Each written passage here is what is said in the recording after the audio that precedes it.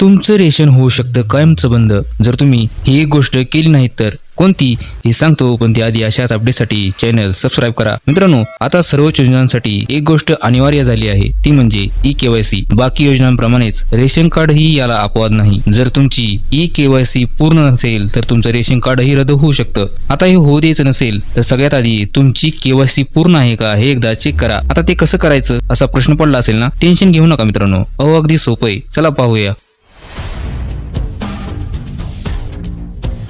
मित्रांनो, तुमची रेशन कार्डची ई-केवायसी झाली आहे का नाही हे पाहण्यासाठी तुम्हाला सर्वात आधी प्ले स्टोर वरती यायचं आहे आणि या ठिकाणी मेरा राशन हे ऍप सर्च करायचं आहे. मी हे ऍप अगोदरच मोबाईल मध्ये डाउनलोड केलं आहे, त्यामुळे मी हे ऍप ओपन करतो. तुम्हाला सर्वात आधी हे ऍप मोबाईल मध्ये डाउनलोड करायचं आहे. मी या ऍप मध्ये अगोदरच लॉग इन केलं आहे, त्यामुळे मी या ठिकाणी पिन टाकून लॉग इन करणार आहे. परंतु तुम्ही ज्यावेळेस पहिल्यांदा हे ऍप डाउनलोड कराल आणि ओपन कराल, तुम्हाला सगळ्यात आधी या ठिकाणी तुमचं प्रोफाईल क्रिएट करायचं आहे. मित्रांनो, तुमचा आधार क्रमांक किंवा रेशन कार्ड क्रमांक टाकून तुम्हाला या ठिकाणी प्रोफाईल क्रिएट करायचा आहे, पिन सेट करायचा आहे आणि त्यानंतर तुम्हाला लॉग इन करायचं आहे. मी या ठिकाणी पिन टाकून लॉग इन करतो. मित्रांनो, जसं तुम्ही या ऍप मध्ये लॉग इन कराल, तुमच्या रेशन कार्डची सर्व माहिती या ठिकाणी तुम्हाला दाखवली जाईल. मित्रांनो, तुमच्या रेशन कार्डची सर्व कामे तुम्ही याच ऍप मधून करू शकाल. मित्रांनो, आता या ठिकाणी आपल्याला रेशन कार्डची ई-केवायसी पूर्ण आहे का नाही ते पाहायचं आहे. ते पाहण्यासाठी तुम्हाला खाली या ठिकाणी मॅनेज फॅमिली डिटेल्स या ऑप्शनवर तुम्हाला क्लिक करायचं आहे. मित्रांनो, जसं तुम्ही त्या ऑप्शनवर क्लिक कराल, तुमच्या रेशन कार्ड मध्ये जेवढे मेंबर असतील त्या सर्वांची माहिती तुम्हाला या ठिकाणी दाखवली जाईल. मित्रांनो, आणि या ठिकाणी एक ऑप्शन आहे पहा, आधार केवायसी, आणि त्यापुढे या ठिकाणी व्हेरीफाईड दाखवत आहे.